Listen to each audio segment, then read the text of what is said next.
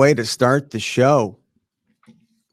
So I'm sitting here and I'm getting ready to fire things up here on Sports by Brooks on Fancred. We do it every Monday through Friday, every weekday, Monday through Friday, noon to about 2 o'clock Eastern time.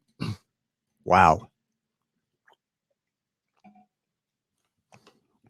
This is when I'm glad I'm not working at a radio station anymore or a television station because like when you have other people with you in the studio. But so I'm doing a little reporting on a story that came out of last night at the World Series. Two young ladies flashed their boobs from right behind home plate, and it was clearly visible. And hopefully we're working on getting some blurred out video, but we're trying to get some video so you can see it if you haven't seen it already. So Major League Baseball responded by banning them. And it's two ladies, right? Two young females, adults. And so this letter just came down. I don't know what happened. Major League Baseball officials or whoever, this guy, David L. Thomas, who wrote the letter to these women, banning them for life. I guess it was, I don't know what happened. They typed something up and handed them a piece of paper. It's bizarre because these ladies now are on their Twitter accounts announcing this to the world. And it turns out, what do you know? They're Instagram models. Shocking, right? But, and the idea being that they were looking to get attention, and they're getting it right now and everywhere right now here. So, but now they're really going to get a lot of attention instead of just saying you're banned for life or whatever. First of all, that's so stupid. It's a gesture. How would you ever enforce that? I mean, shouldn't somebody ask that question at some point? What the hell? I mean, just stop with the bans. Stupid. And God forbid we ever get to a point where you could do that, right? God forbid. Hey, would you like some facial recognition? Mr. Zuckerberg would like to know if you'd like facial recognition with your ticket stub. So one of these Instagram models has put it on her Twitter feed, and we'll show it to you. We're working on getting that stuff up here at some point today, so you can read it so you can follow along with me. So one of the models gets the letter. It's from David L. Thomas, not the Wendy's guy. He's dead. David L. Thomas, Vice President, Security and Ballpark Operations, Office of the Commissioner, Major League Baseball. No address on it. Is that one of those things where I think that, there's like not like government business, but there are businesses so huge and big or well known over the years that they don't need an address, and you just put their name of the company on there and it gets delivered. So this is just Office of the Commissioner. So the letter reads, regarding the incident October 27, 2019. On October 27, 2019, you attended World Series Game 5 at Nationals Park in Washington, D.C. During the game, you violated the fan code of conduct. Now, I understand that there are certain things you don't do as a fan, right? We live in a civil society, right? We don't, I don't even want to get into what you would do to somebody else, but, you show restraint. Do we really need a fan code of conduct? And I can just see I'm sure there are. There are probably like sandwich boards, words to live by. Look, I don't need Rob Manfred to tell me how to act, okay? Rob Manfred is a busy guy. He should focus on playing golf with Donald Trump and begging Donald Trump to come to the World Series. Go ahead and focus on that, Commissioner Manfred. We'll take care of ourselves inside the ballpark. Okay? Thank you.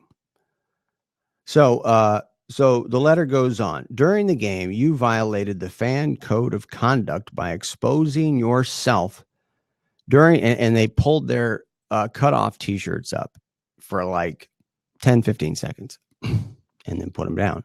And it was in plain view of the broadcast. But I will say this, it really hasn't been, maybe it has, but from what I could tell, and I've spent all damn the last 2 days living on Twitter, following everything, and I haven't seen it widely disseminated because of, I guess, the material involved. But if you blur stuff out, who cares? But here's what it is. We don't want to encourage it, right? Like everybody out there now, everybody who's doing the broadcast in baseball, they know better. They know what's good for you. And we know if you see this, you'll lose control and want to do it yourself. So we're not going to ignore. Now, I don't know if that's the case here. I don't think the media cares. Maybe they just don't know about it or something. Hey, that worked, by the way. Cam Smith, our producer, good to hear that that worked out. We were working on something on the technical side before the show involving the videos. Unrelated to the broadcast and what's going on here with our mobile streaming app, which has been locked down. Unbelievable. You can set your watch to the show, and it is as refreshing as it gets from a talent perspective, as far as to be able to come in here. I don't have to think about it. Right. And so, of course, if you're watching, you're thinking, well, then what's the excuse for the show sucking? If you don't have to think, if they're doing such a great job, you don't have to worry about the technical side. Maybe you could start to pull your own weight, Brooks.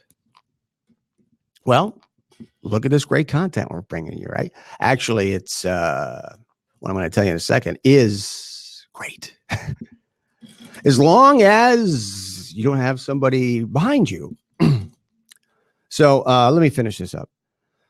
So this is a letter to the Instagram model who lifted up her top to show her boobs last night on the broadcast behind home plate during the World Series. On October 27th, 2019, you attended World Series. It's funny because they don't know her name. World Series Game 5 at Nationals Park in Washington, D.C. During the game, you violated the fan code of conduct. Is this like Fansville, by the way? Is that where we get the fan code of conduct? If it is, count me out. That's like the creepiest ad campaign. The Fansville thing? Weird. You violated the fan code of conduct by exposing yourself during the 7th inning. This is the key point. During the game, you violated the fan code of conduct by exposing yourself during the 7th inning in order to promote a business.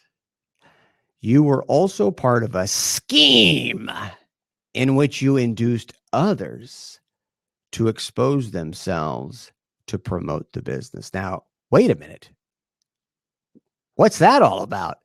I may have to take my first break of this in the history of the show. If I take that break, you'll now know why. Wait a minute. Other people are exposing themselves now because you guys did it too? Well, now here's the thing. And this is what happened. Right as I'm going to start the show, right? Literally, I'm looking at this letter, and through thebiglead.com, they wrote an extensive story about it, which is great. Summarized the thing and linked who the females were, their Instagram models, linked their Twitter accounts. So what happened was, because it has nothing to do with me, but the Big Lead had their Twitter accounts in the blog post. So I clicked on their Twitter accounts, and then that's where I've discovered this lovely letter in which they were caught red-handed scheming, inducing. Yeah. Is that really the word that we should be using in this situation? Maybe, maybe not. Scheming. But the bottom line in this whole 5-10 minute explanation is I clicked on the Instagram link of this model I went to her Twitter, and that's where I grabbed this letter that we're going to show you. In fact, why don't we put that letter up right now? Do we have that now, Cam? That would be it would be under flash letter. You like that flash letter?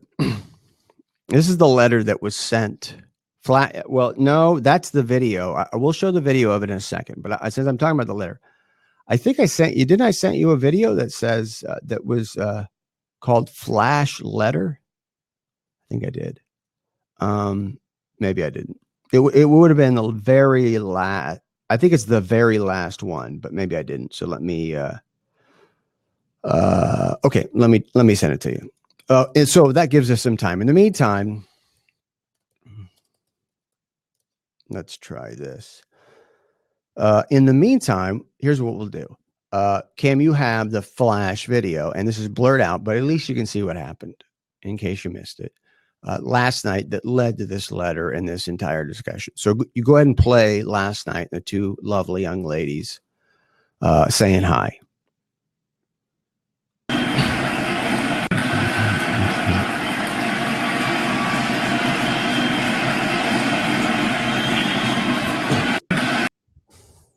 Right.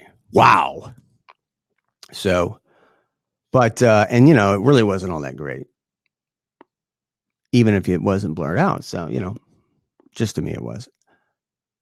But then I end up on the Twitter account of one of the models that was involved, and I clicked on her Instagram. Oof. In a good way. Wow. Incredible. By the way, I just sent that to you. I sent the letter. I want you to be able to put the letter up so people will know what the hell I'm talking about. In the context, it's just really weird. To give them this, like, it's not addressed to anybody. They didn't know the names, I guess, of these ladies, or maybe they did. How did they know? They would have, but maybe they have stage names. I don't know. Or come to think of it, one of the models that the model who got one of the letters, one of the two, put her thumb over so that's probably what it was. She put her thumb over, I think, what was her name as she was being addressed by Major League Baseball in the letter. Okay. But I want you to see it. And yeah, you have to convert it too. So let me proceed. I'm being very, very stupid right now and talking about nothing. So, but the bottom line is these two young ladies have Instagram accounts, and Instagram's not like Twitter, right? At Instagram, you can actually make money, right?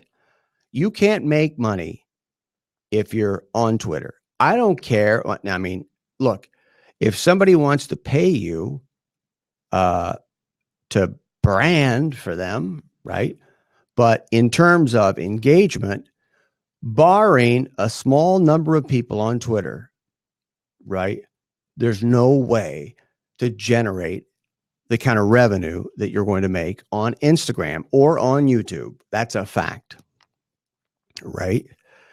And I happen to agree with the people who say, why would you? I really do. I don't want to go on a diatribe here, but when it comes to Twitter, right, it's a cool thing in connecting people,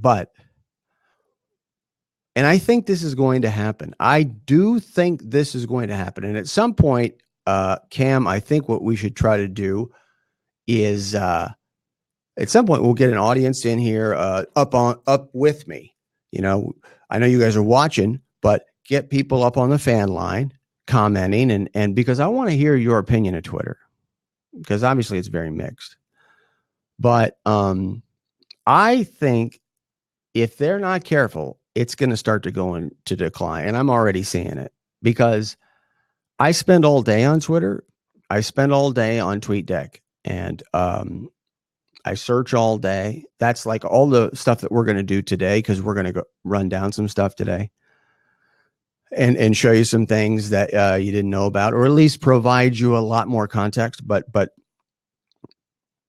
it's not as vibrant. What do you think, Cam? Do you think that, and tell me if I'm wrong, do you think that Twitter has diminished a little bit or not? I don't know. That's a great topic to get you guys engaged and involved in something that we should do. Yeah, I agree with you. I think that Cam Smith, our producer here on Sports by Brooks on Fancred, says it's definitely in decline, Twitter, because they keep tweaking the algorithms just to find ways to try and re-promote different actors. Interesting. Interesting. Yeah, I mean, and I think you've seen in the last, since I came back about a year and a half ago, it's been like, I don't know, almost 18 months now. It's a very different Twitter than when I started in on my research that I was, by the way, that story I told you, Cam, before we went on the air, an example of my research.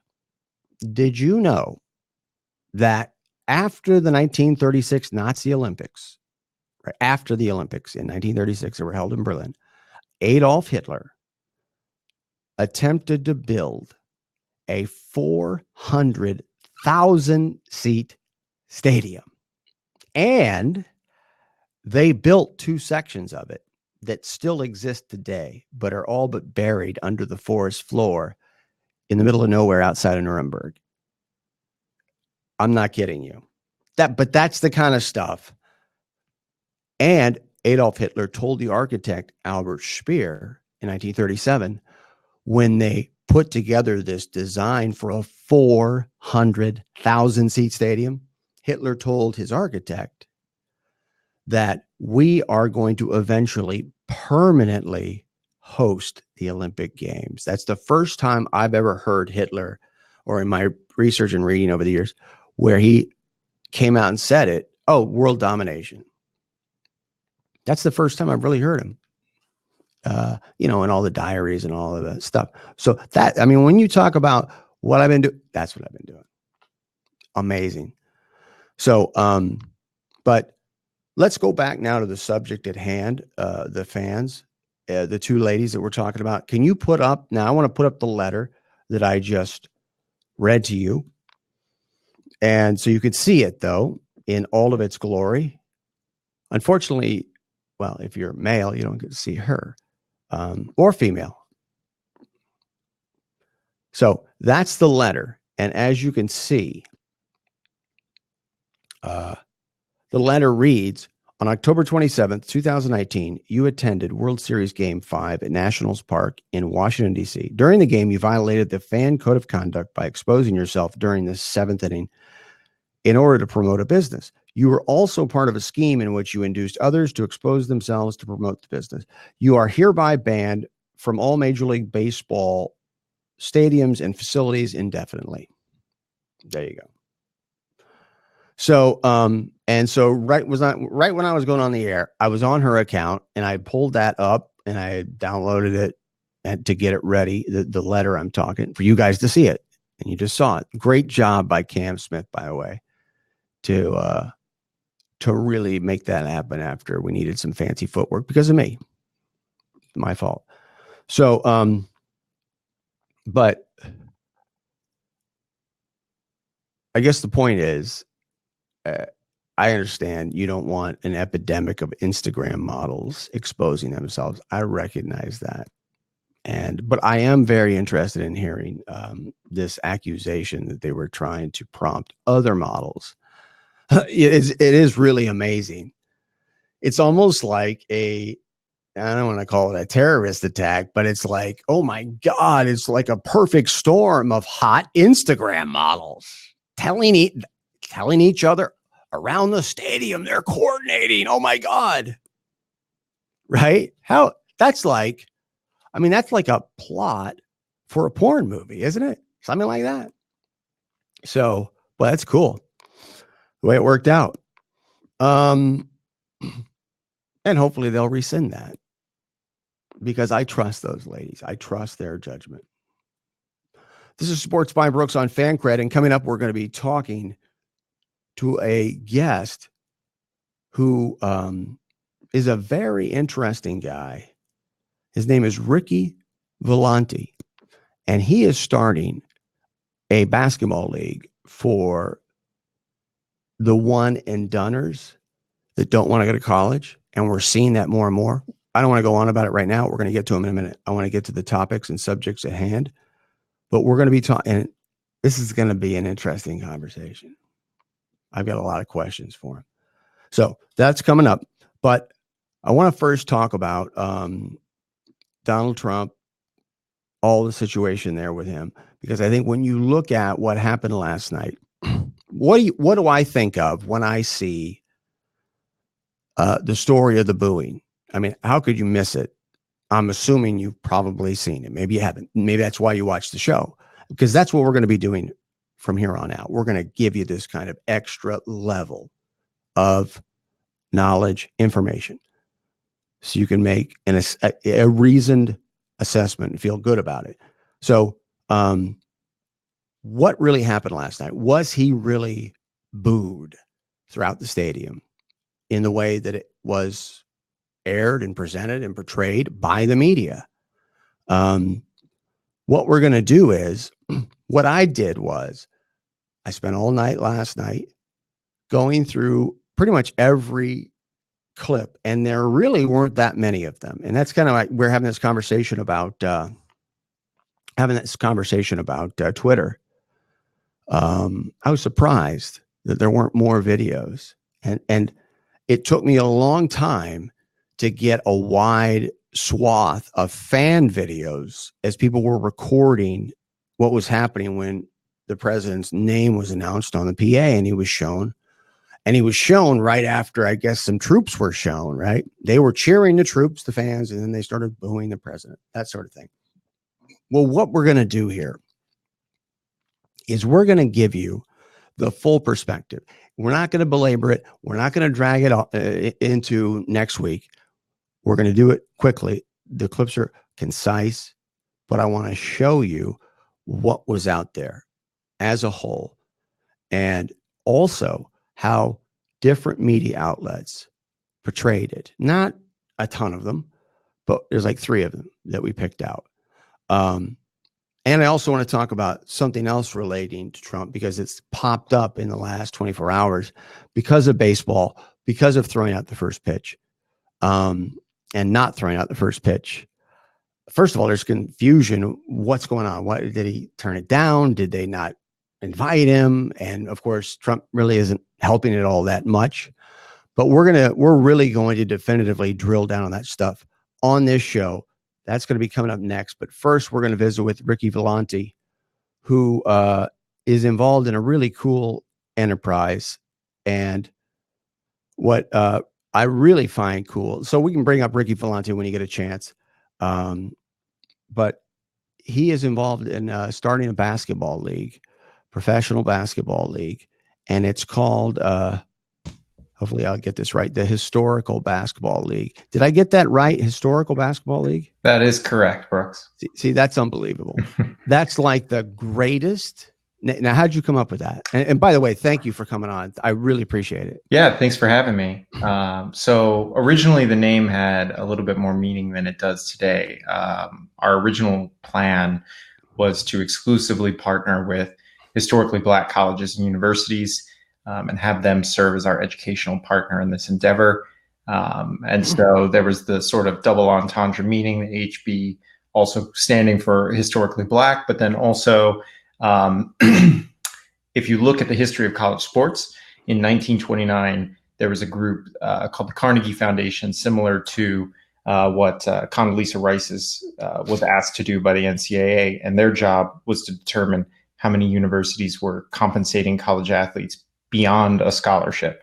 Again, 1929, they found that of the 121 universities that they surveyed, 84 of them were paying their players. So we're trying to revert college sports to what it historically was and should have always remained. Yeah, and basically what they use as a pretense to not compensate the players. I mean, the whole pretense of not treating the players fairly and not providing them health care in writing. Not a single college athlete has health care in writing. It's not guaranteed, no matter what anybody says. The whole reason that they cite for doing that sort of thing in 2019 is amateurism. And everybody in this country knows that it's a sham and it's a fraud. And that's why anything that you guys can do, or anyone who can contribute to aiding the people who are being discriminated against, which they absolutely are in every possible way, at least collegiate athletes are, is a good thing. And I was really, in reading the article, you guys had a great article from Brady McCullough of the Los Angeles Times, who's a tremendous writer. Mm-hmm. And dude, that article, reading about your league and what you're going through, really got my mind working and thinking. You talked about the HBCUs, and that was kind of the basis, in a sense, for what you were doing at the beginning. Now it isn't so much. But what I wanted to ask you, the basic question is, so this is an alternative. Is it an alternative in the way the Australian League is an alternative? And two-part question for no good reason. I should just ask you one at a time. But just answer that first one, and then I'll ask you my next one. Yeah, so I mean, absolutely, we're an alternative, but in what I think is a very unique way. Everybody that's tried to tackle this situation of collegiate sports and elite athletes, whether it be the G League, the NBL in Australia and New Zealand, LeVar Ball's league, the JBA, or college sports, the Chinese basketball league. There's so many different options out there. But as far as we're aware, no one has tried to create a model in which the athletes have the opportunity to be educated and compensated. Right. It's always an either or situation. And that decision, that fork in the road, has just been fortified by every other option where they're trying to find. It's checkmate. You guys are checkmating everybody now. Yeah. So, I mean, that's really what we're trying to do. We don't think that college athletes should have to pick. If you're an elite CS student coming out of high school and you're developing an app and you get a full scholarship to go to Stanford, you have a paid internship to work for Google while you're in college, all of those things can coexist. And none of us look at that and say, either because you're not taking your academics seriously, or then in some way, shape, or form, your educational experience is being compromised by the fact that you're also employed while you're in college. So again, we think that it's a false choice, and the college athletes shouldn't have to make it. I remember a story I read. Rayford Johnson, the great Olympic athlete, decathlete, right? He told a story a long time ago when they were getting ready to make the movie Spartacus. He was working out on the track at Drake Stadium at UCLA, and Kirk Douglas used to work out there, who was the lead, of course, of Spartacus. And you may remember that fight scene. It's like the most famous fight scene of all time, with Kirk Douglas and the spears, and he's fighting against African-American Woody Strode, who was also a great football player and great college athlete. But Rayford Johnson tells this story of Kirk Douglas sees him, goes up to him, and says, "Man, I want you to be in my movie." Just sees it. It wasn't that he was like, "Oh, it's Rayford Johnson." Mm-hmm. He didn't know it was Rayford Johnson. And so he asked Rayford Johnson, "Can you be in Spartacus?" And Rayford Johnson's still at UCLA, and he's training for the Rome Olympics, which he would go on to win the decathlon. But of course, he's got to stay at UCLA because he can't make any money, right? He's screwed. Just like, boy, it's so much better today, isn't it? No, it's the same. That's why we're talking right now. But so Rayford Johnson says, and I wanted to ask you this because it just popped into my head as it pertains to the justification of not allowing endorsements. Rayford Johnson explained it as the NCAA barred him from being in Spartacus because he was able to get that role because of his stature as an athlete. First of all, who gives a damn? Second of all, that wasn't even the case here, right? I mean, could anything be more un-American than that explanation? But I was going to ask you, is that part of the justification? Yeah, I mean, so the NCAA would argue in that sort of a situation that unfair exposure that the athlete gets is a result of the fact that they're an athlete and nothing else. So again, it goes back to solidifying the false choice of either you're a college athlete or you're a professional, and that Right. professional term is very broadly defined and in a way in which works against the athletes. So for us, our endorsement situation is going to function very similar to the NBA. We are working on a league-wide apparel deal, but we've carved out shoes from that so that each of our athletes, if they're able to, have the ability to sign a shoe deal. And if they don't, then we'll have sort of a standardized shoe for each team that they'll still be able to wear if they don't have an individual shoe deal. Now, we're visiting with Ricky Volante of the Historical Basketball League. Was there any funny business with the NCAA? Forgive me for asking this. Was there any funny business with the NCAA or an outside party? I mean, I'm seeing, and I'm not saying the NFL's buying off the HBCUs by housing their Hall of Fame, but I am saying they're buying off the HBCUs, right? But listen, they're in a nightmarish spot right now, trying to make things happen. I recognize that, and I want to bring something up about the HBCUs specifically here in a second. Away from the question I'm asking you, though, was it just a case? Well, tell us why they told you that they didn't want to partner with the league, and do you think that there was anything extraneous going on there? So I'll try to keep this brief because we're now going to be condensing about. We got all day. Go ahead. 3 years of work into a very short answer here. But so originally, when I first read Andy Schwartz, one of my co-founders, who's an economist out of California, originally presented me with this, basically 6-page theoretical document of how to compete with the NCAA by forming an outside entity. Is that online, by the way? If it Andy is, Schwartz. it's on his blog, Sports Geekonomics. Okay. I don't know if he actually has it out there, though. Put you on the spot. Sorry. Yeah. But so the original plan was quite extreme. It was, so to give you the lay of the land, as an economist, he's been the non-testifying economic expert against the NCAA in the last 3 pieces of major litigation, those being White in the early 2000s, O'Bannon, which was decided in 2014, and then the most recent Alston case, which I believe was decided in 2018 now, and is currently on appeal. So he's worked on all 3 of those. He saw that litigation, at best gets you incremental change. It's very slow. Everybody kind of has their own interests in achieving the change in that way. So frustrated by that process. Legislation at the time, when him and I first got together, seemed like a total non-starter. And I'm sure we'll probably get into SB 206 at some point, so I'll save any comments on that for later. And then unionization obviously failed at Northwestern. It worked at the local level, but then when it went to failed in Washington, D.C. That's where it failed. Right, exactly. When it went to the National NLRB, when somebody got bought off. That's where it was unsuccessful. And so the only remaining way to compete with an economic cartel is through competition. And so in doing that, you generally have to identify the member of the cartel that is most hard done. And so that was the HBCUs. To put it into context, a Division I HBCU, which there are 2 conferences entirely comprised of HBCUs at the Division I level. So a Division I HBCU on average gets about $970,000 in a distribution from the NCAA annually.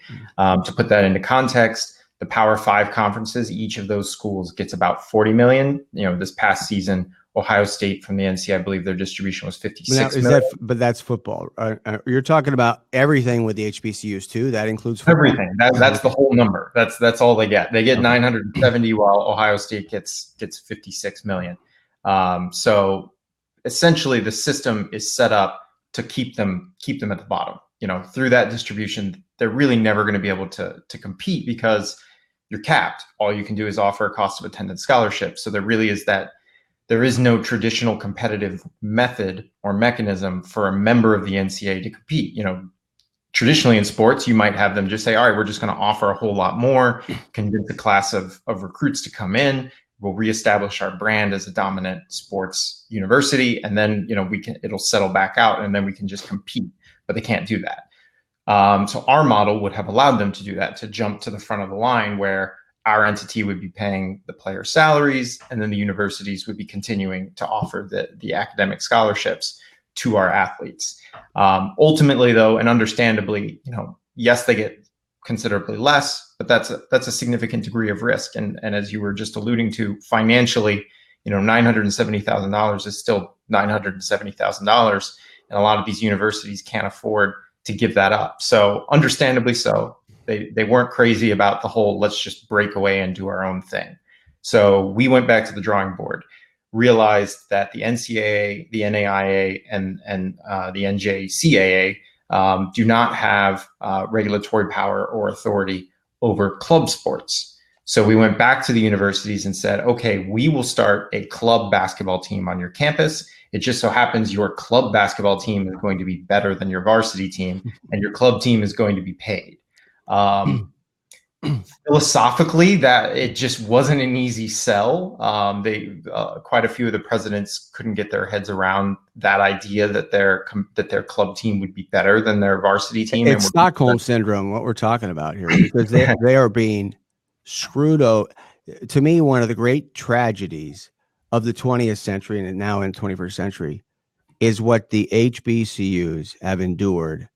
Because, and I'm saying this, you're not saying it, I'm saying it, this is my opinion. They made the mistake when the Civil Rights Act passed in the late 60s. They had, and you know this, they had football teams that were better than the football teams in the SEC. That's not my opinion. That's the NFL's opinion. 11 players from Jackson State were drafted. And I think like the 1972 NFL, 11 from Jackson State. So obviously they had great teams. At the very least, they were very competitive. Those SEC teams, including my alma mater, Georgia, had never fielded a black player until 1973. LSU, Georgia, and Ole Miss. And the SEC hadn't until 1967. So what took place? Why am I bringing this up? What's befallen the HBCUs? The HBCUs, once the desegregation and integration of those SEC football schools and SEC basketball schools began, all of a sudden, the HBCUs don't have the pool of talent to draw from that they had previously. And to the credit of the HBCUs and the coaches, and there's so many that you can name, high profile coaches, they worked. I mean, they held camps with the SEC coaches, the white coach, Bear Bryant and stuff. These guys, they always worked together and they trusted the SEC. And so what ended up happening? The SEC, all the Southern schools, Southwest Conference, ACC, they all took the players and left all of the coaches at HBCUs and administrators on the outside looking in, left them all high and dry, trusted them. The HBCUs did. And that's what took place. And that's where they are, unfortunately, today. And it's so brazen, especially in the context of television, because when this was taking place, it's not like there were trillions of dollars, but since 1985, right, with the lawsuit, now it's big money. And now the NCAA is just an empty storefront. It makes me, that's why I'm so crazy about your idea in a way. I mean, the original pretense of it. And now you're telling me this story, and I'm somebody who's really studied it and really, not that I know everything about it, but it's just a real hot button with me.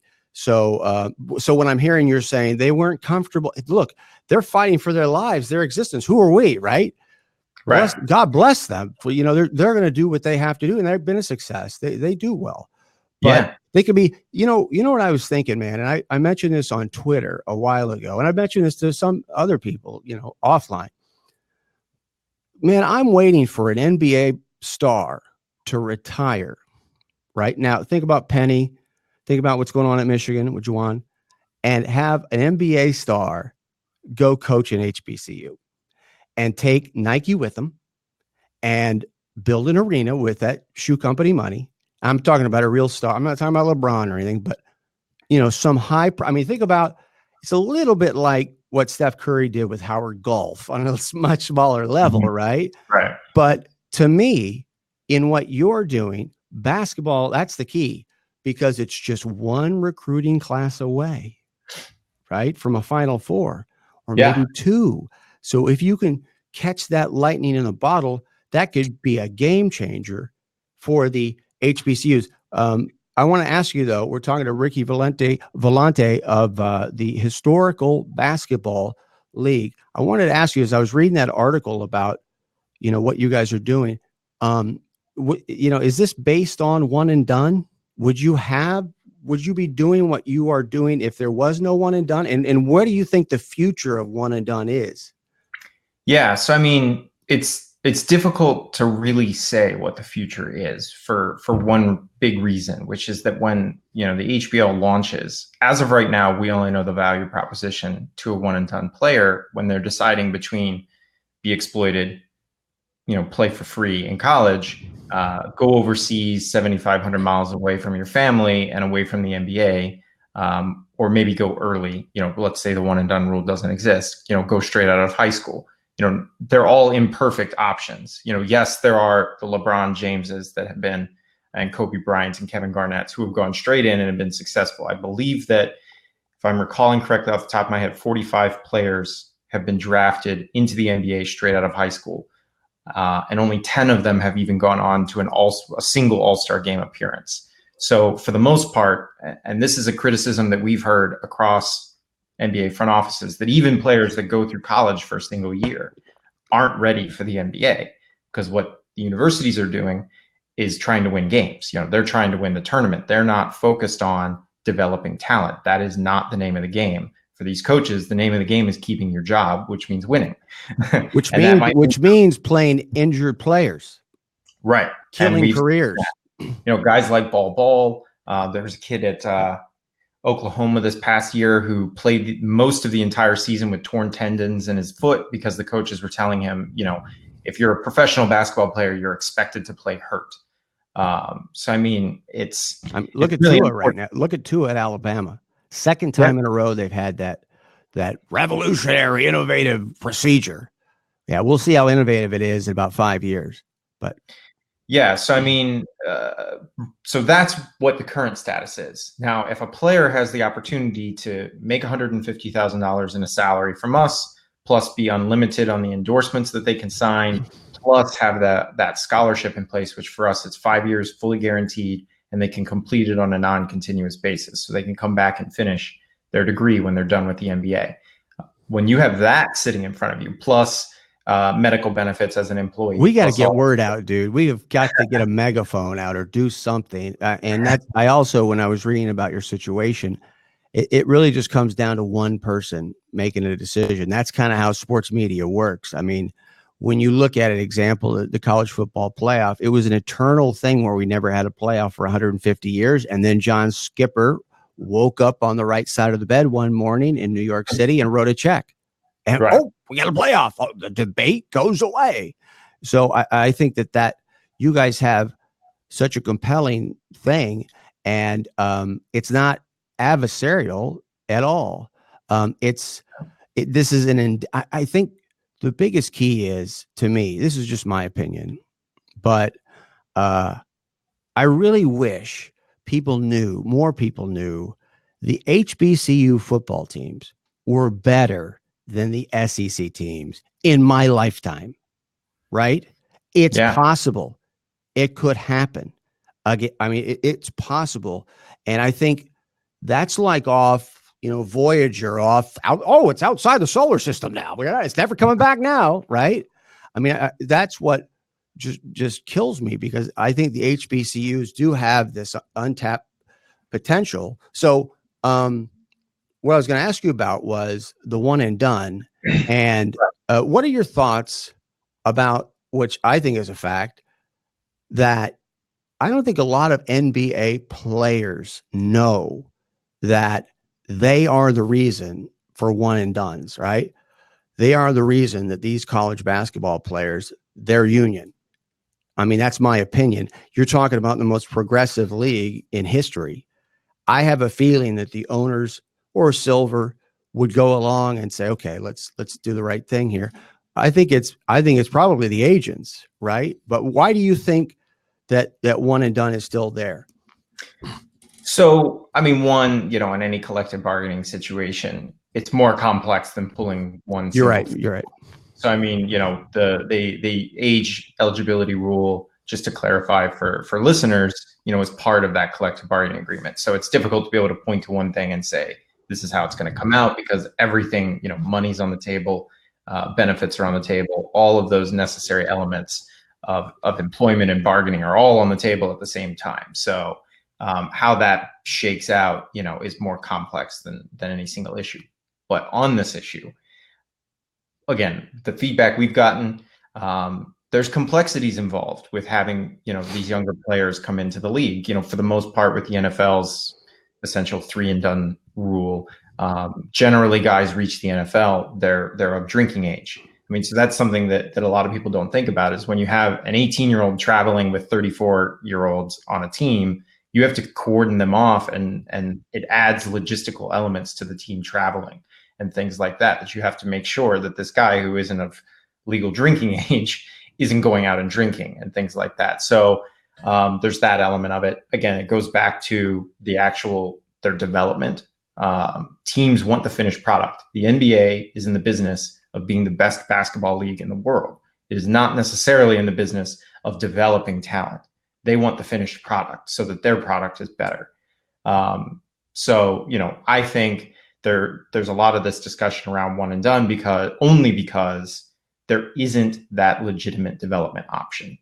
If Right. it existed, that pressure, the valve would be let go. It would ease up. If players weren't being exploited at the level that they're being exploited at the college game and not getting the benefit of the bargain, more importantly, not even getting the opportunity to bargain, I think that the discussion around one and done would be very, very different. If these players had an option like the HBL based in the United States, where they're still getting all the educational elements, still being compensated, having the ability to sign these endorsement deals and align themselves with the proper brands leading into the NBA, rather than having to wait until they're drafted by the NBA. I think the entire conversation and the entire landscape looks very different once that legitimate option is available. And then at that point, again, the NPA and the NBPA can go back to focusing on what is their primary product, which is being the best basketball league in the world. We're visiting with Ricky Vellante. He runs a historical basketball league, and you guys are going to be launching next season, right? Next season. So June 2021. Okay. Yeah. June 2021 in the summertime. And so now I want to ask you about, and I'm not going to filibuster this time. What do you think of the California law that goes into effect, supposedly? I'm very cynical about it, in 2023. What are your thoughts? Yeah, so I mean, I'm fairly cynical as well.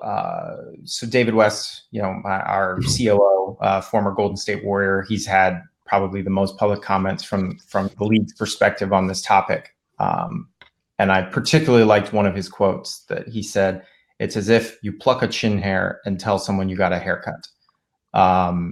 There's a lot of fine print in this bill. It doesn't go into effect until 2023. Governor Newsom has already alluded to the fact that he's going to watch what comes out of this NCAA working group led by Gene Smith and Val Ackerman. Gene Smith. That's unbelievable. It's like you talk about a lack of accountability, hypocrisy. What has Gene? Can somebody please print out his comments for Gavin Newsom? Clearly, he doesn't know anything about Gene Smith and what Gene's been saying the last 6. Unbelievable. Yeah. So, the bill may never actually go into effect. That's probably been my biggest point of frustration, is the intellectual dishonesty around SB 206 by both sides. Both sides. Yes. On the political side as well, there's been a lot of comments that things have changed, that something, we woke up that Monday morning or that Sunday night. We're evolved now.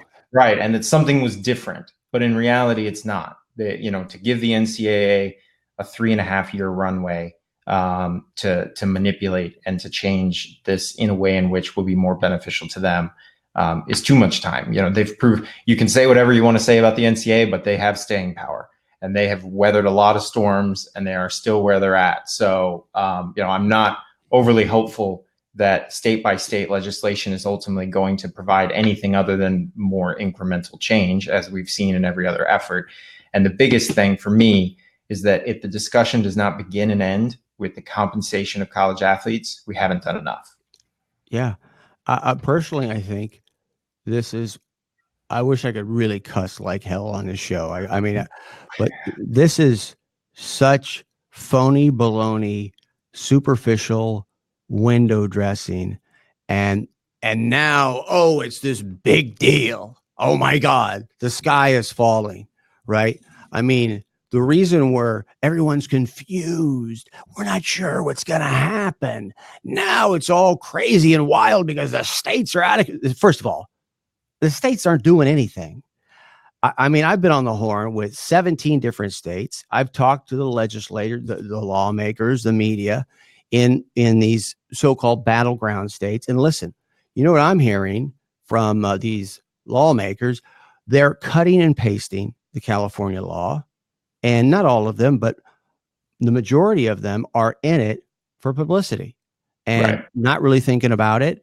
And, there's a dynamic in each individual state. Let me give you an example. And it's Minnesota, where there's supposedly, and there might be, it may work in Minnesota. I don't know. But Nolan West is the sponsor of the bill in Minnesota. And Nolan West is white, and he's been accused of racism online on a couple of different occasions. And he's a Republican, conservative Republican, and he has struck upon this issue as a civil rights issue. I'm not kidding. Right. So it just depends on the state by state. When you think about, that's what's so maddening about this. When you think about a state like South Carolina, talk about injustice being perpetrated on a group of people since the beginning of time, right? But there's no hope it's going to pass there because of the nature of the makeup, the political makeup of the legislature in South Carolina. It's nuts. So you never know what you're going to get. And I think our best hope, Ricky, is Florida. Do you know what's going on in Florida? Yeah, I've been paying attention to Florida. I'm actually not all that hopeful. Tell me why. Tell me why. So, I mean, I know that the Florida lawmakers have been pushing this whole idea that it goes into effect immediately. The problem is that so did California's originally. The original draft of the California bill had it going into effect immediately upon signature. And, the lobbyists of the NCAA and of the universities were able to have that altered to the January 1st, 2023 date. And then additionally, the other issue with the Florida bill, is that none of the endorsements can be signed until you are already on campus, which again, is that different in California? And so in California, you can sign it at any point and not risk your eligibility. In Florida, what they're saying is that you cannot sign the endorsement deal until you're already committed to a school. Why does that matter? Why does that matter? Oh, because you're already committed. That's the whole key. Right. Their reasoning behind it is they don't want boosters manipulating recruiting decisions. And I'm going to keep saying this until I'm blue in the face. But why are boosters offering money to athletes a bad thing? Right. It's just everything speaks to happen all the time in every context. And I've said this a million times. There in 50 years or 20 years or 5 years, there's going to be people writing dissertations, and especially outside this country. Okay. Where the people outside this country know a hell of a lot more about our history than we do. That's just a fact. It just is. And so there's going to be people for centuries when they're chronicling the United States of America the way we do the Roman Empire, and hopefully we won't end up like that, right? And we're still in our infancy, but they're going to be looking at this moment. I'm serious, because of the nature of spectacle. Stadiums, football, it defines our collective identity and our culture. It's so important, and it's gotten more important. And now you juxtapose that next to not compensating players when college football makes more than the NBA and Major League Baseball, right? And 70% of the football players, and probably a higher percentage, are African-American, right? And you're sitting over in New Zealand writing your dissertation. If it looks like a duck, it quacks like it's a duck. And that's what I think about from a historical perspective, and it pains me, this whole situation, and that's why I'm so inspired by what you're doing. I mean, what do you need? What can I try to do? What can people try to do to help you guys? Yeah, I mean, spreading the word is obviously critical for us. Just to throw it out there, our URL is hbleague.com. If this is your first introduction to the HBL, you can check out more information there. Our Twitter account is HB_league, and our Instagram account is HBleague. As I mentioned, I'm the CEO. We have David West, our COO. So for the most part, we're doing all of the front-facing elements, but we also have Andy Schwartz, Keith Sparks. We recently had Damon Jones, who's spent 12 years with the NBA league office, 4 years with the Knicks, and 4 years with the University of Arkansas, if I'm remembering all of the durations correct. Most recently, he was the senior director of player development at the NBA. So for us, everything goes back to holistically developing athletes in the right way, and finding people that support that idea. Number one, that you have to be focused on developing the person, developing the best people by, through sport is going to result in having some of the best basketball players in the world coming out of our league. But doing things the right way. There's been plenty of upstart sports leagues that have tried to compete with the status quo. We're being a little bit more methodical about the way we do it. If we just wanted to launch a sports league and it failed right away, we could have launched this thing years ago. So, I mean, just people, understanding, who we are, what we're trying to do, we're going to have teams in, I haven't mentioned this, we're going to have teams in 8 cities, just to launch. They're going to be all up and down the East Coast, those cities going north to south. Now, are these big markets, or are these like strategic mid-sized markets you think could be hot in this situation based on talent or something? Yeah, so it's a blend. So those cities, they're Philadelphia, Baltimore, Washington, D.C., Richmond, Virginia, Norfolk, Virginia, Raleigh, and Charlotte, North Carolina. That's great. And Atlanta. So, we're right in geographically where I-85, man. I used to do play-by-play and hockey and baseball and all those sports and go to all those towns, man. Yeah. You guys are smart. Basketball talent. Between the Triangle and the DMV area in DC, Maryland, Virginia area, there's just so much basketball talent. It's insane how much is coming out of there right now. But also, these are mature basketball markets. Richmond, Raleigh, and Norfolk maybe don't jump out right at you as solid basketball markets, but they were 3 of the top 8 in terms of NBA local viewership last season, with Norfolk being number 1, Raleigh being number 7, and Richmond being number 8. So we've aligned ourselves with bigger size markets, but also with smaller to mid-sized markets that have a strong interest in the sport of basketball. And again, a lot of talent comes from this area, and historically speaking, a lot of talent is recruited from other areas of the country to this area. So how are you going to get that talent? How is it going to happen? Yeah, so I mean, it starts with David. We're structured as a single entity, so all 8 teams are going to be owned and operated by the league office, rather than having 8 individual front offices.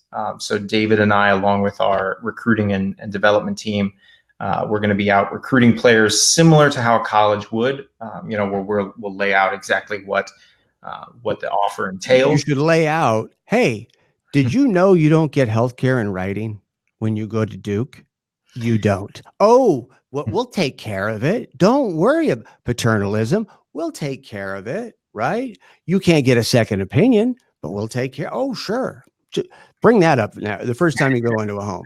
Go ahead. I'm sorry. Yeah. So I mean, laying out what we're offering them, which again, so salaries up to $150,000 per season, scholarships for 5 years guaranteed, non-continuous basis. I mean, Jesus, what do you have to do? This is outstanding. What I'm hearing.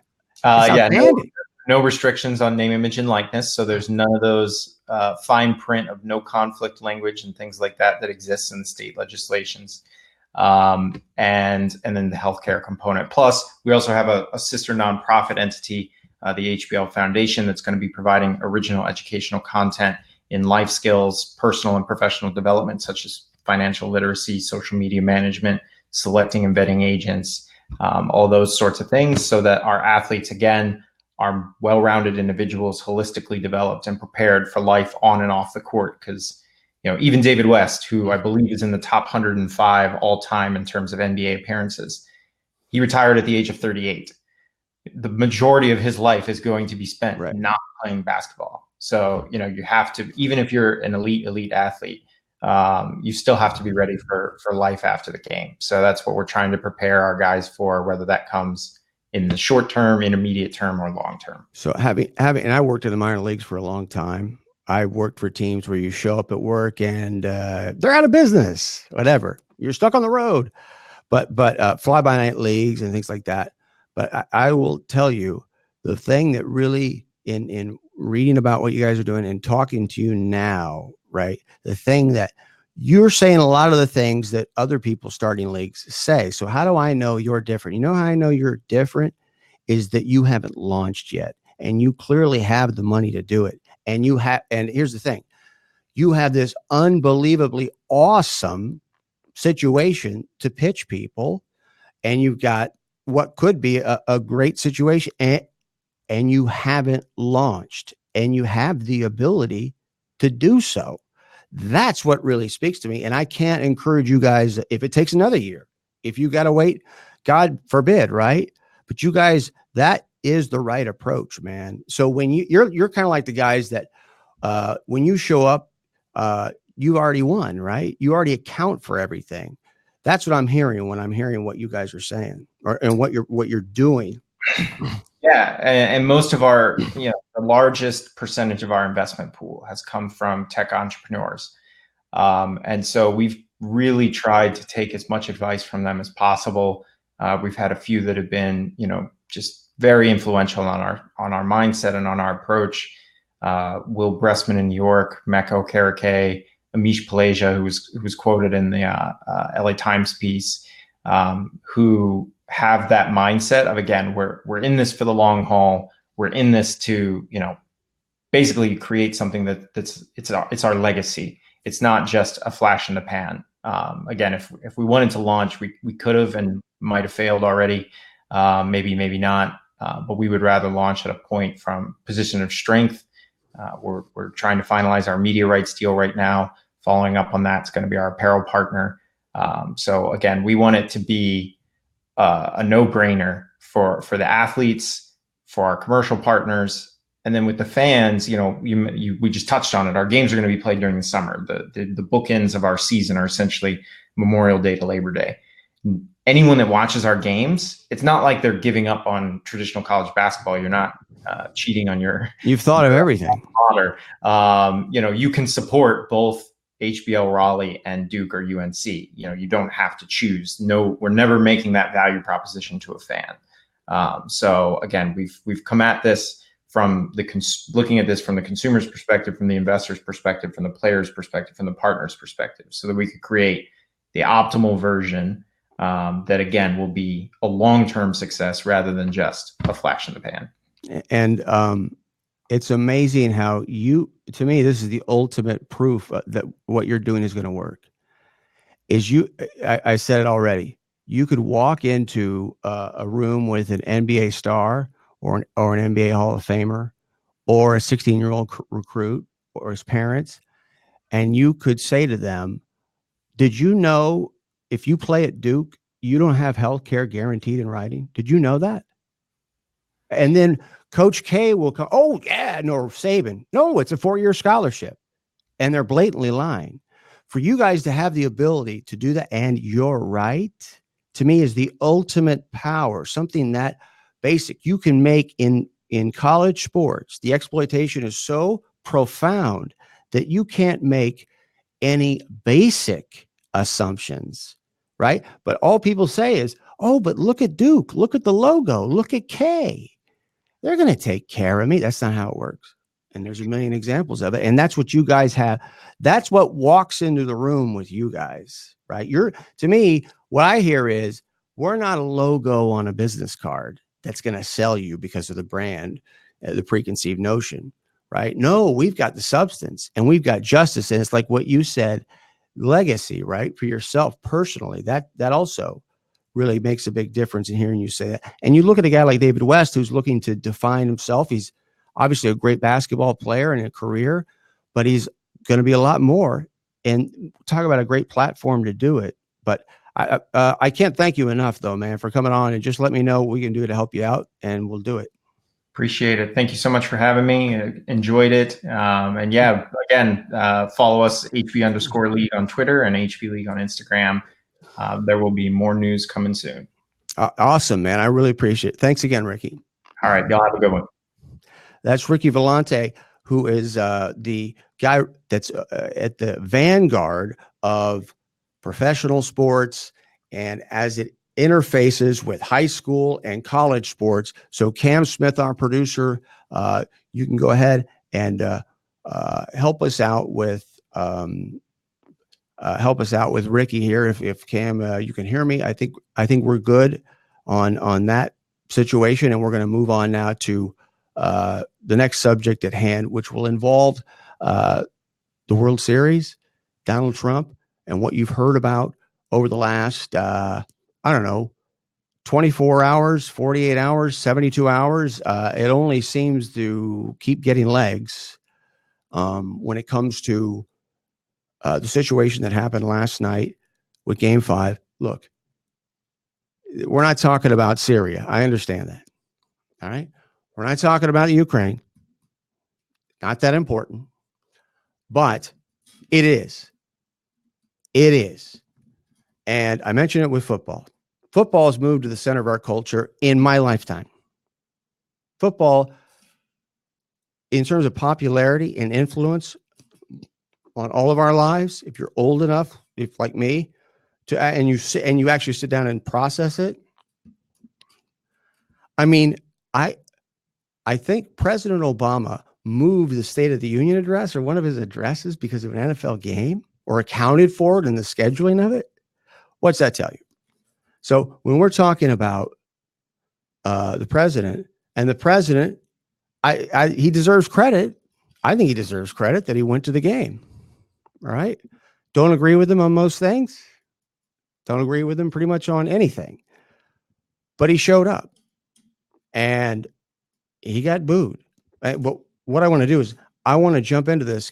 Cam Smith, our producer, I want to jump into some of the clips, and I want to show you actually what happened, because we have several clips here, very, very short, but you're going to see and hear what was going on. So when you look at, CNN, MSNBC, all these people are leading with the booing, or on the opposite end, you're going to see this, Fox News, not so much. It's the opposite, right? Well, now you're going to be able to see what was really going on, because we're going to show you right now.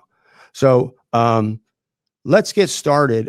So this is, of course, last night at Nationals Park, Game 5 of the World Series, and Donald Trump was there, as you know, and so what happened was he was announced on the public address system, and the situation was, I don't know what the Nationals were thinking, but and there's an extra this is a great example.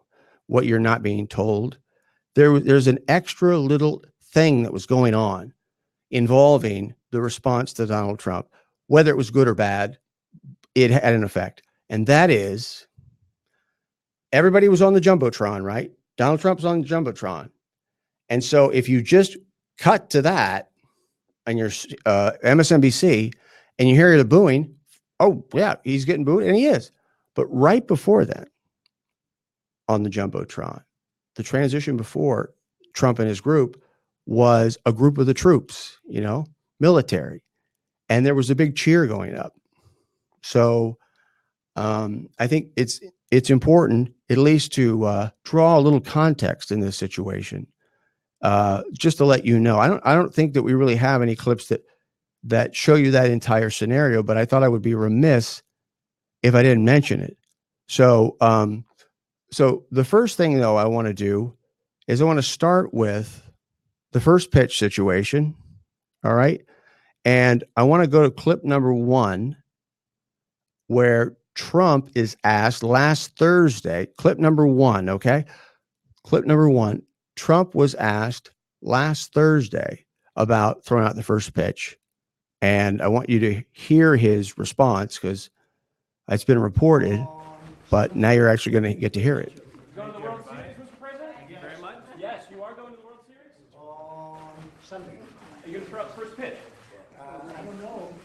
They got to dress me up in a lot of heavy armor. I look too heavy. I like that. Okay. Let me get one thing straight, by the way. In case you don't know, Donald Trump's not a goof. He's not a joke in terms of an athlete. He could throw the first pitch out. Just get that out of your mind. Okay? He threw the first pitch out. He has on 3 different occasions. A spring training, I think involving the Cubs, a White Sox-Cubs game, I think, and a Red Sox game, Red Sox-Yankees. So he's done it 3 times. And he's also done some minor league games, I think. And he played high school baseball. And it looks as though he really was the captain of his team. That's one thing that I haven't mentioned so far in the show. I spent all morning. This is what I do. If you make a claim about sports, you better be right if I hear about it. Because we'll get to that in a second. Let's finish up this subject because we have some tape on that as well that we're going to cover in terms of his career. I don't want to get off track. So let's now go from Trump saying, I really don't want to throw out the first pitch. This was last Thursday, and you probably know by now, Jose Andres threw out the famous chef threw out the first pitch last night. So let's take a look at that video clip number 2, and you'll get a chance to hear the crowd reaction when he threw out the first pitch last night.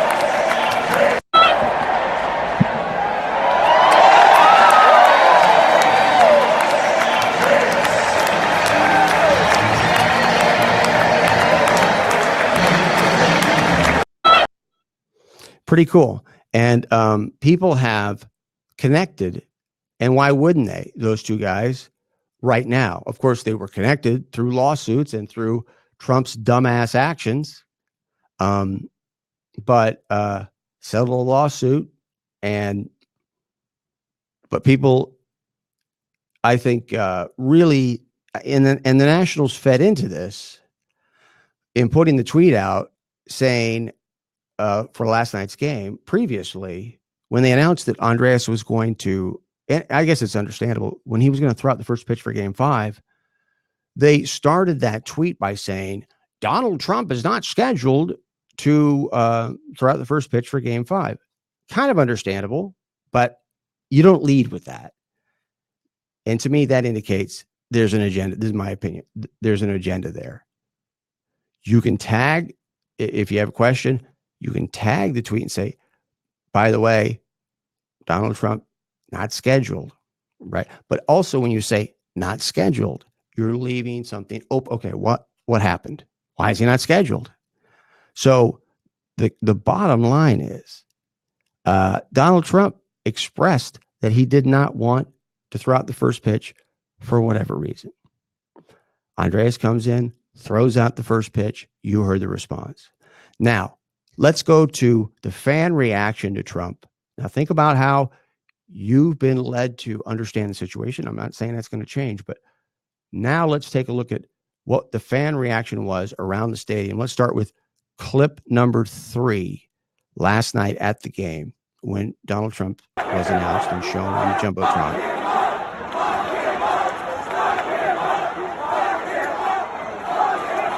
Lock him up. So you heard that clip. All right. So now let's try going to, and let me know if this doesn't work. Does the WUSA clip work, Cam? Which is clip number, it's either 5 or 6. Okay, that doesn't work. So let's go now to another. We're going to do a few of these. Different part of the stadium, I believe. And hear what that reaction was. I think it's clip number 6 that we're on, something like that. So, well, then just go to the next one and see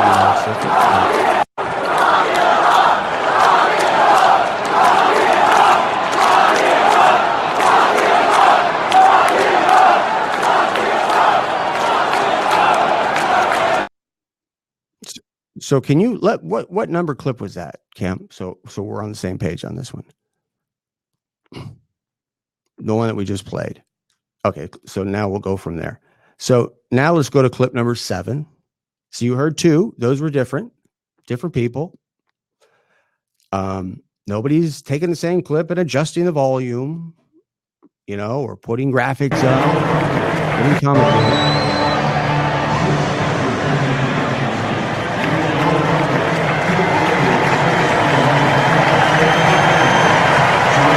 That's the truth. Here's the truth.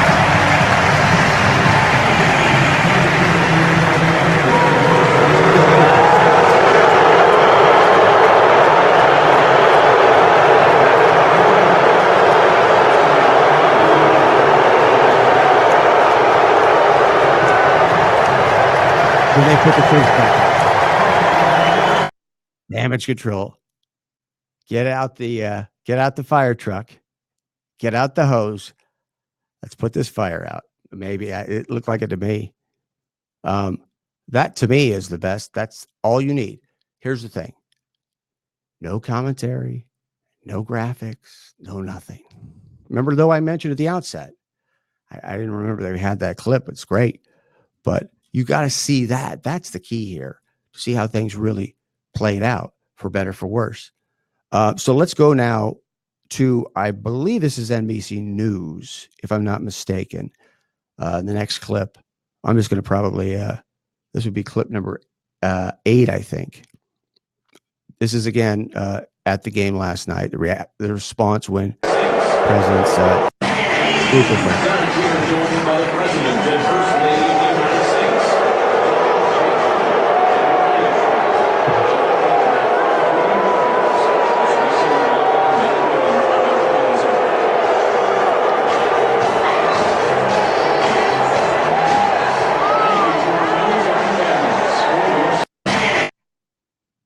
Okay, so now let's take a look at what I know is media. We have a clip from Reuters. They put out video. Reuters does video now. And, has a reputation of having a reputation. Whether you think it's left or right, you're predisposed to think it's going to be left or right, probably. But that's pretty down the middle reportage. So let's play. I think that's, I'm not even going to guess what number the clip is at this point, since we renumbered them. Go ahead and play the Reuters clip. If you know which one that is, that's 10. Okay. Yeah, that's what I have, actually. Hey. Melania attended Game 5. U.S. President Donald Trump and First Lady Melania attended Game 5 of the World Series on Sunday night, and some fans had a message for them. That was the sound when Trump appeared on a display screen at the Washington Nationals Park Stadium between innings of the matchup between the Washington Nationals and the Houston Astros. The jeers during an event thanking U.S. troops for their service. The video screen at the stadium switched from images of uniformed soldiers to a live shot of the president, Melania, and several lawmakers. You can hear the change in the crowd. Now, you think they did it on purpose to try to... There were even a few heard chanting, "Lock him up." The rebuke came the same day Trump announced a major military success, the Special Forces raid that killed Islamic State leader Abu Bakr al-Baghdadi. Trump won only 4% of the vote in the District of Columbia in the 2016 presidential election. Jesus. He only won 4%? Holy, I didn't know that. So I'm asking you, Cam, do you think that the Nationals put the troops up first because they knew it would get a positive response, and then tried to slip the president in there because they thought maybe he wouldn't get a positive response, to kind of ease it in and ease it out? Oh,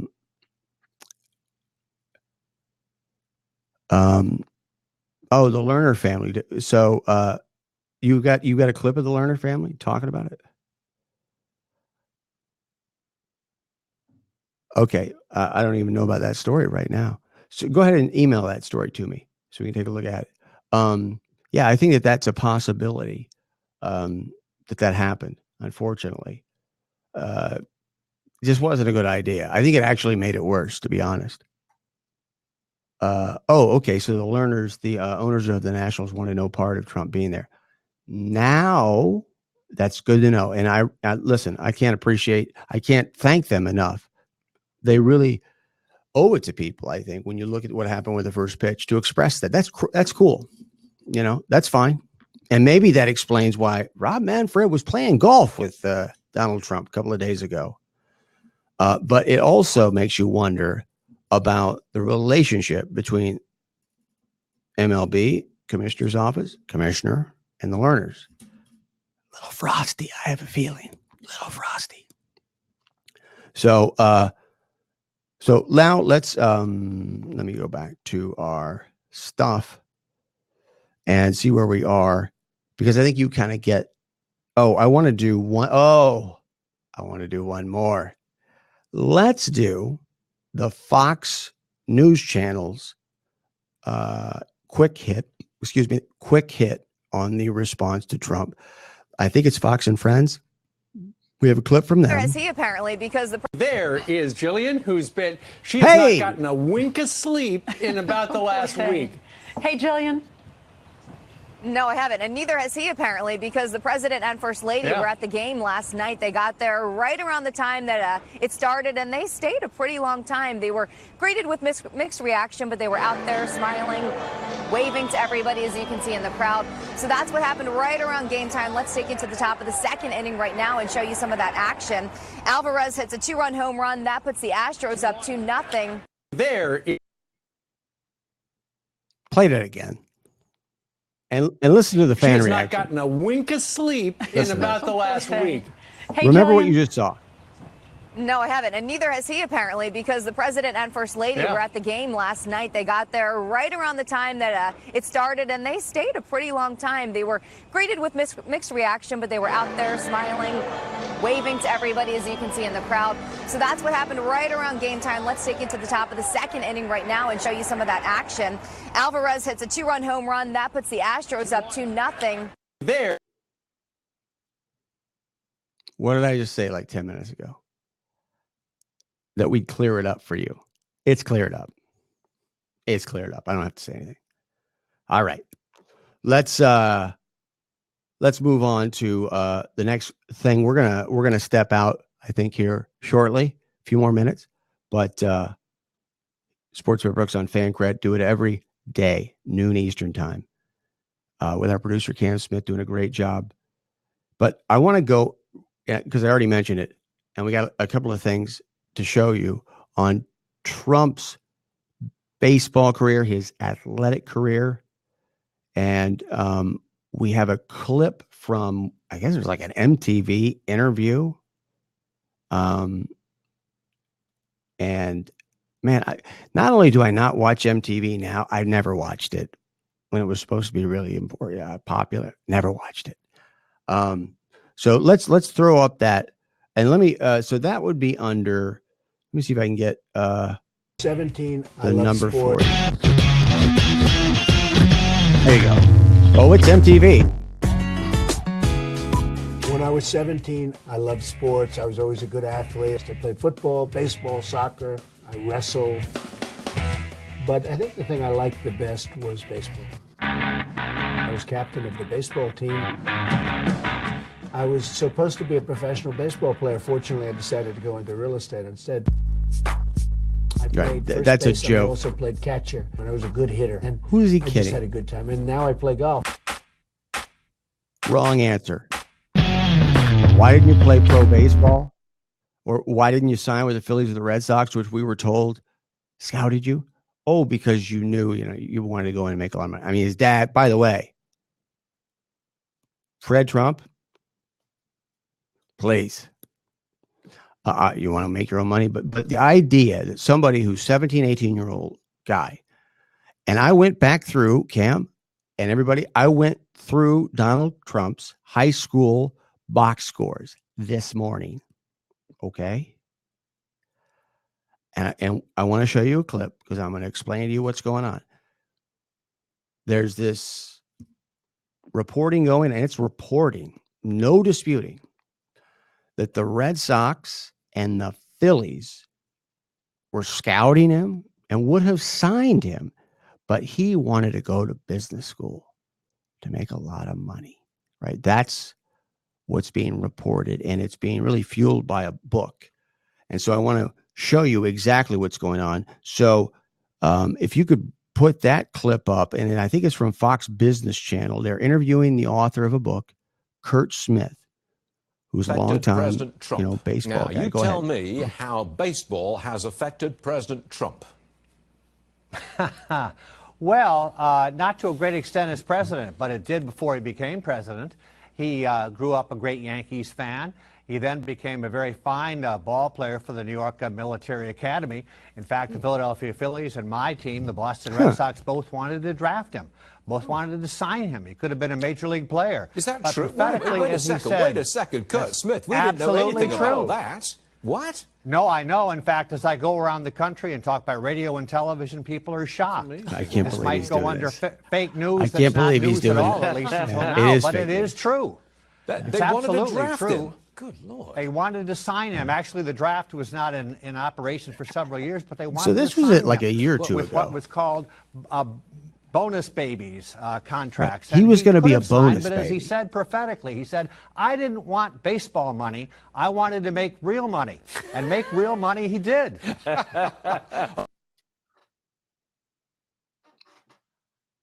Speechless. All right. So that's Kurt Smith, and he wrote a book about presidents and baseball. And of course, Donald Trump, prominent part of it. That's Fox Business Channel.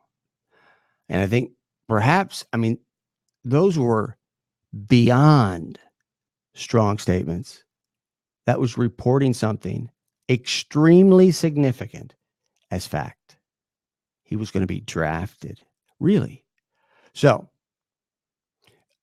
we have, oh man, I got to find this. We have a page from that book, which everything, I want you guys to know this, and it's coming from Kurt Smith. It's nothing personal. Good guy, and I know who he is. He's written a lot of baseball books, particularly about broadcasters. He's an aficionado, expert on broadcasting. He is. I used to be a broadcaster, play-by-play in baseball, so that's why I know. So it's not like he's a bad guy, I guess. But the only source that he cites in his book. So can we put that that image up now? The image of let me see if I can find the okay. So there's the high school picture of Trump playing baseball for the New York Military Academy. And you could see him. He's in the middle. There's two guys holding a baseball, and he's one. Or is that's maybe his junior year? Okay, that's not his senior year. Where is Trump on there? He's in the photo. Let me see. That's not the photo that I thought there is another photo. Let's see. Which one is he? But regardless, his senior year at New York Military Academy. Okay, so we'll get to that in a second. Let's take a look at this right here. All right, this is from Kurt Smith's book, and I recognize not the easiest thing to read, but the long and short of it is that there is a person at New York Military Academy. His name is Ted Dobias, Dobias. Ted, you'll see to Rolling Stone, Ted called him a good hit and good field. We had the Phillies watch him, but he wanted to go to college. I always knew I was good. Now here comes Trump. I was the best baseball player in New York. What? Not only baseball. Okay. And so what does Kurt Smith do in this book? This is his book. That was the guy we just saw on Fox Business Channel. He feeds into it and builds on that absurdity. Okay. So, but all of these things are coming. Kurt Smith's not making all of this up. All right. There's a guy who was an instructor and a drill sergeant at this New York Military Academy. Tough love guy when Donald Trump, when he was It's NYMA, right? Donald Trump has gone back to that high school once in 50 years, and it was for the retirement of Ted DeBiase. And Ted DeBiase says the same thing about his baseball career and about 10 different source materials, including Rolling Stone, right? And so what happens is when Trump does an interview about it, they tee him up. Oh, yeah, you were going to be with the Reds. One guy saying that. One. All right. And I vetted it this morning. It took all morning. I went through all the box scores. Let me just, first of all, Donald Trump was a legit guy, but his best sport, no question, was golf. I saw one media report, old media report from the 1960s, where I think he won like a match play golf tournament. Don Trump, as he was called. He was a good golfer. Baseball, I saw no evidence of that, except to say he started first base, very light hitter, very light hitting first baseman. That's a great combination. I'm sure the Phillies and the Red Sox were all over that, right? Hot on the trail. Okay. So now, I mean, you get the typical hyperbole from Donald Trump. You know you're going to get that. But there certainly is an air of legitimacy. And by the way, is this the least surprising situation in history? It's the but what's off-putting about it is someone I like, Kurt Smith, he's a sharp guy, he's a solid guy. Did you just hear what he said? He said that he was going to get drafted and that he was going to be a bonus baby, right? Somebody got paid a big bonus when he gets drafted. And what? Not even close. Not even close. Trump. Right? Now, I'm not saying, go ahead. You just had to play it again, didn't you? President Listen Trump. to this. Listen to this. Well, not to a great extent as president, but it did before he became president. He grew up a great Yankees fan. He then became a very fine ball player for the New York Military Academy. In fact, the Philadelphia Phillies and my team, the Boston Red Sox, both wanted to draft him. Both wanted to sign him. He could have been a major league player. Is that but true? Could have been a major league player. Smith, that's not the same thing as signing. What? No, I know. In fact, as I go around the country and talk by radio and television, people are shocked. This might go under and they should be, because it's not true news at all, at least until now. But it is it's true. Fake news. It's absolutely true. Him. Good Lord. They wanted to sign him. Actually, the draft was not in operation for several years, but they wanted to sign him with what was called bonus babies contracts. And he could have signed, but as he said prophetically, he said, I didn't want baseball money. I wanted to make real money. And make real money. I'm like vapor locking here. In fact, yeah, thanks for playing that again. And I was just going to call for it. Great improvisation there. That's what it's all about, Cam. So the bottom line is, when I researched his baseball career, Donald Trump, first of all, nobody's researching it. I'm the only one. Everybody is taking Kurt Smith's word for it. Kurt Smith doesn't know if that's true. There's one guy that he talked to. All right. If you read his book, he has one source. Fine. One source, a mentor at the military academy where Trump went to school. And by the way, there's people that went to school with Trump who have debunked this in op-eds, by the way, his athletic career, and reported as a former classmate of Trump that Trump's father gave a lot of money to the school. And it's interesting because, well, I shouldn't say this because I don't know, but just put it this way. I mean, Trump was a typical guy. He was a typical athlete. He was okay. He started. Did his dad help him, get into a position where he was starting? I don't know. Maybe he was good enough. But I saw a lot of offers. I looked at probably 20 box scores where he played, and I know I counted one hit. One. And, he was batting fifth, batted cleanup, and maybe they didn't report on the games where he had big games. I just can't express to you how completely off that is. And of course, you're probably saying to yourself, well, it's on Fox. I don't care about that. I don't look at it that way. I really don't. I don't look at what happened last night. That way.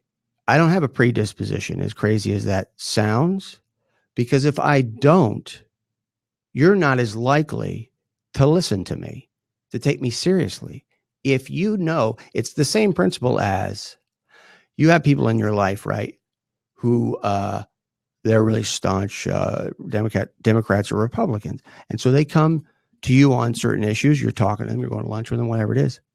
And let's say you're not necessarily as far on one side as they are. And so they try to convince you to join their team, right?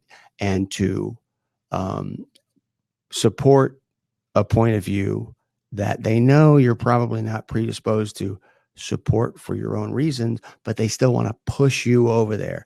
Just vote the ticket guy, right? Vote the ticket guy.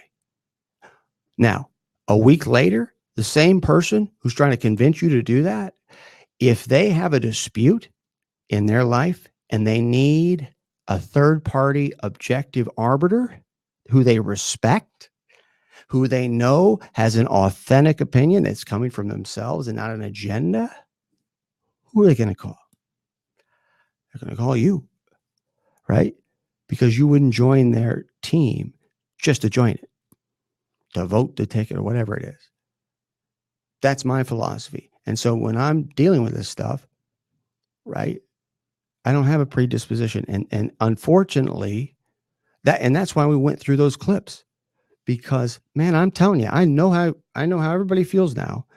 I'm watching the clips and it's all hyperbole. Whoa, they were, the lead is they were booing.